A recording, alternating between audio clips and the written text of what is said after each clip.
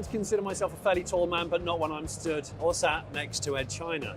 Ed, you're here on this really, really cool little display that you've got here with some massive cars. Well, thank you, yes. And what is the focus of this particular display? Well, this display is all about aero engines. If you imagine the cars around sort of in between the wars, obviously they didn't have a huge amount of horsepower. Obviously the Edwardian stuff had gone like, you know, sort of 2, 3, 5, maybe even 10 horsepower. It started getting a bit better, but then of course there's all these aeroplanes hanging around with these amazing engines. And you can see some engineers going, hang on, I could do something with that. And so obviously the obvious thing to do is to take, in the case of you've got the GNs on either side over there, you know, you take sort of like an engine with 170 horsepower and put it into a car that was used to about 20 or so. Yeah, and what era is that? Well, that is basically about 1920-ish. I mean, that car there, the Babs land speed car, back in the early part of the 20th century, it was this constant fight for speed.